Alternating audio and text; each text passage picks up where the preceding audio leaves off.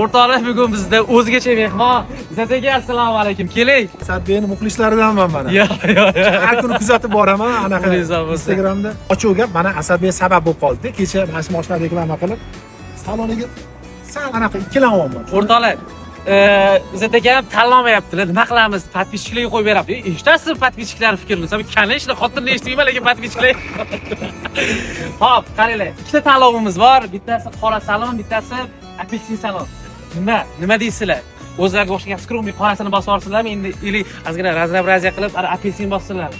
Nima deysizlar? O'zingizga qaysi biri ko'proq? Apelsin trend deyapti. Qora skromli endi ishlab kirini eshitdik. Hozir men o'zim tanlov qilib qo'yay. Nimaga aynan Dongfeng 008 nimaga aynan shu mashina?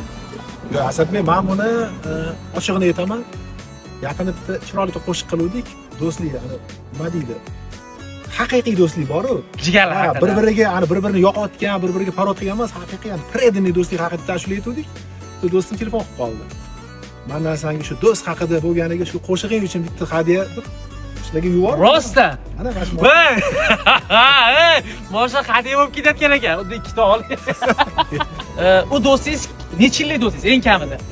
48 yillik do'stimiz. 48 yillik do'st. 53 ga chiqqan bo'lsa, shu 4-5 yoshimizda mana do'stmiz a. Bitta yaqin akam bitta gap aytdi menga.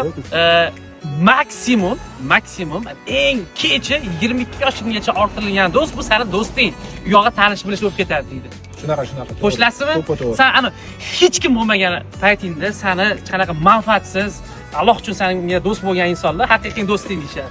Mavzular chetlashmaymiz, pastga yozinglar, qaysi biri? Qorasi apelsin, pastga yozib olinglar, fikringlar juda ham muhim. Skromli bo'lib qorada qo'ng'iroq qilaylik. Ya to'g'ri, endi eshitaman dedingiz-ku. Qaysi biri ko'proq hisoblasa shuni olinglar, bosinglar.